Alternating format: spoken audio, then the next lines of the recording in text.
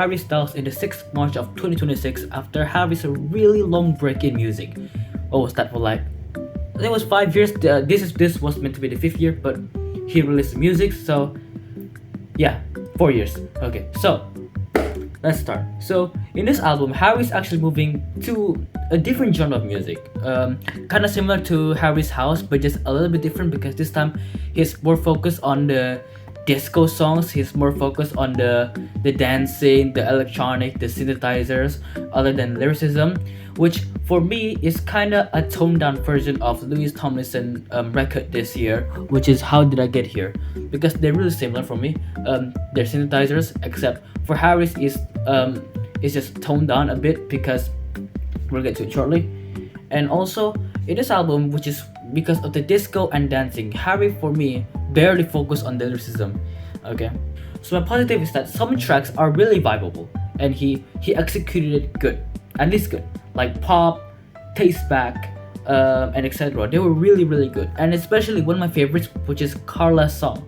Carla's song is one of the most perfect closing to an album, and it is really phenomenal. And we'll yap about Carla's song shortly. Okay, there's not really much positive for me in this album, so I think people who are into vibes and disco music would probably like this album because that's what this album really is. If you don't really care about lyricism, then this album is for you. However, let's get to the negatives, which is a lot here. Okay, so one of them being the writing for most of the songs.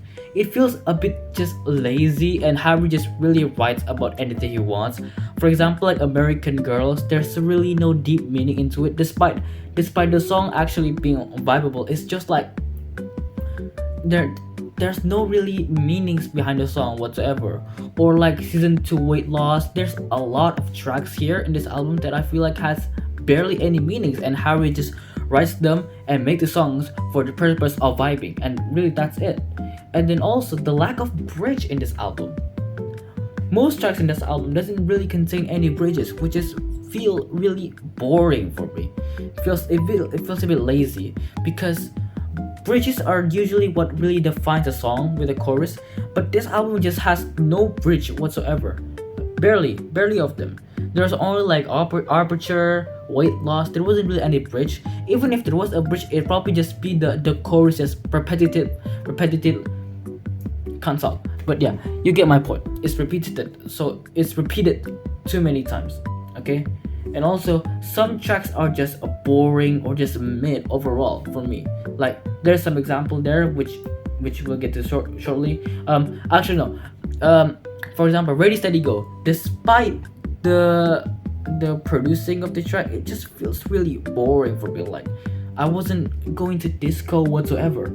Like for me, Ready Steady Go is overproduced, which is one of the problems of this album. Most tracks are just really overproduced, and there's really no need to be producing that much synthesizers or layering down the vocals too much, really.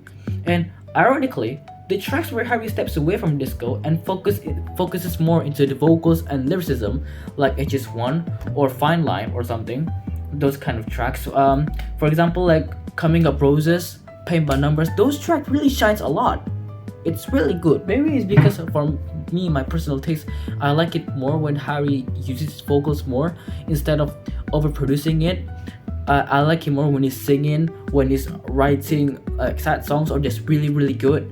I like it more than just complete vibing. You can balance vibes and lyricism and singing. But in this album, it feels like it's more to the vibes for me.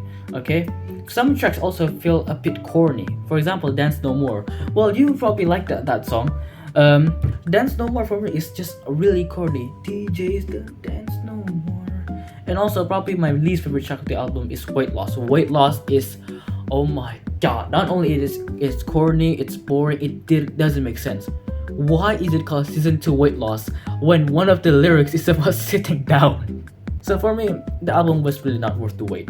Okay, so let's get to our top 3. Number 3 for me is Coming Up Roses. I think the vocals were really good. It was brilliant. It was simple, it's pretty, and the writing is really good. Number 2 is Carla's song, which is the perfect closing to an album. It's very creative, the way it's produced, the way it's made, and it has really great meaning to the song, which really means it's Harry writing about us, listening to the songs, his songs. It's there waiting for you. And I know what you like, I know what you like. Like that was brilliant. Thank you, Harry. And number 1, it's probably like the most, it's the best track to the album, despite also not having a bridge, is Taste Back.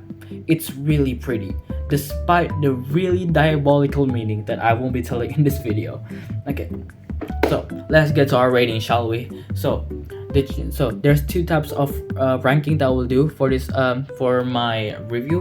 One is that I will rank each tracks out of 5 and then add them up.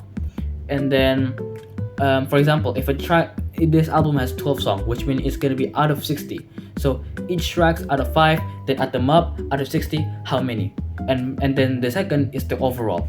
So track scores for me, this album is a 40.9 over 60.